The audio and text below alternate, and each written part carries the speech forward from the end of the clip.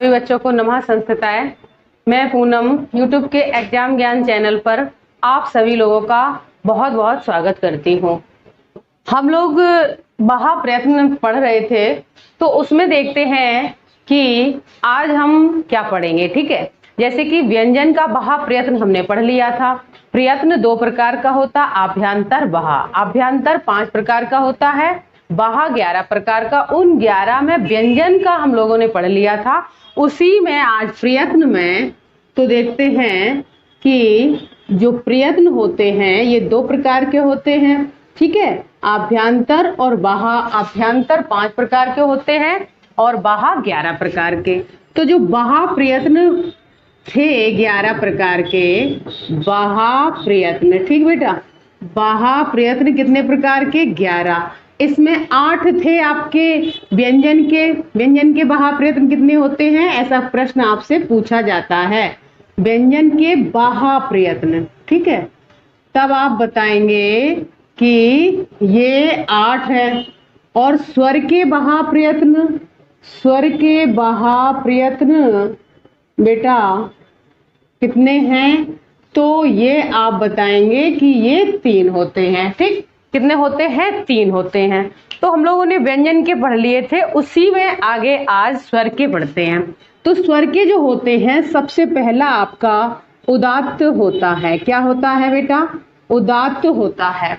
इसका सूत्र होता है उच्चई उच्चई रुदात्तः, उच्चई रुदात्तः।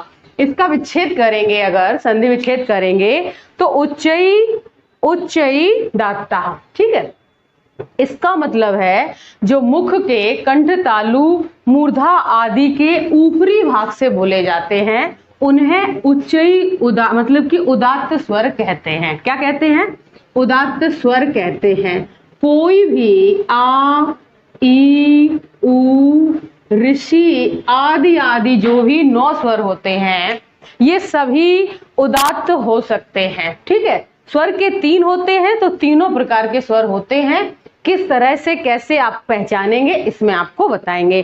तो उदात्त का सूत्र है उच्चई रुदात्तः। सूत्र भी पूछा जाता है।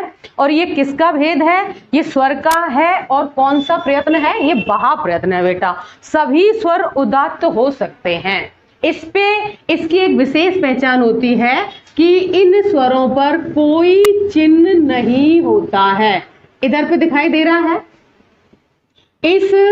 इन स्वरों पर कोई चिन्ह नहीं होता है। ठीक है, ऐसे जैसे आपको लिखे दिखाई दे रहे हैं, इसी तरह सभी 9 स्वर आ, ई, उ, ऋषि, लिरि, ए, ऐ, ओ, औ सभी होते हैं इस तरह से। ठीक है, तो यहाँ पे आपके क्या हो गए कि उदात्त हो गए। दूसरे नंबर पे आता है अनुदात्त। क्या आता है बेटा?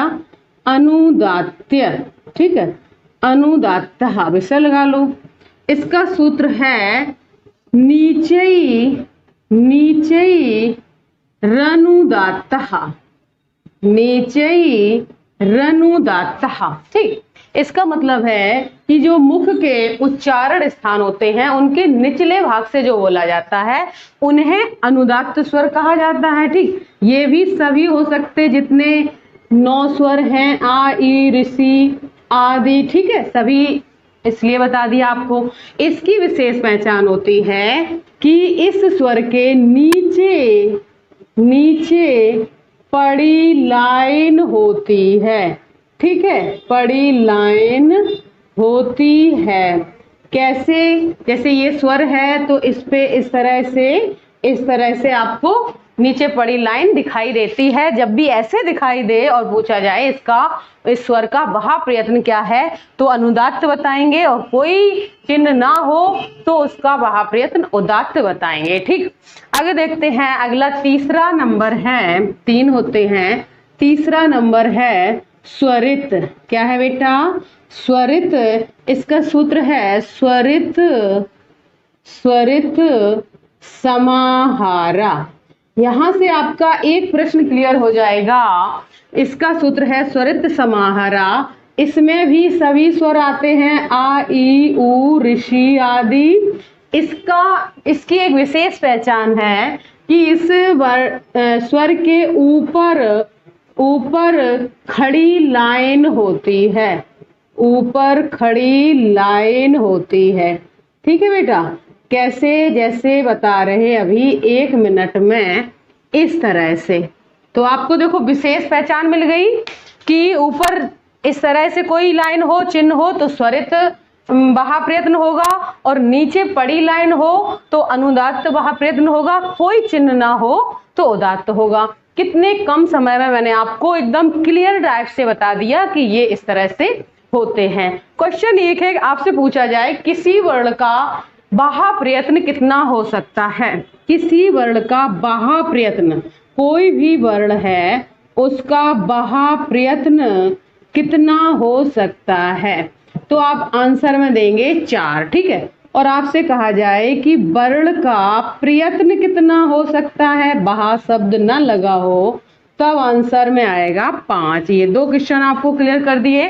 किसी वर्ण का बहा प्रयत्न 4 हो सकता है और कोई वर्ण का प्रयत्न 5 हो सकता है। ठीक, तो आपको प्रयत्न बता दिए कम समय में। तो उम्मीद है कि आपको वीडियो अच्छा लगा होगा। तो प्लीज वीडियो को लाइक शेयर कर दें, और मेरे वीडियो को सबसे पहले देखने के लिए चैनल को सब्सक्राइब कर लें। सभी को नमः संस्कृताय, वंदे मातरम, जय हिंद, जय भारत।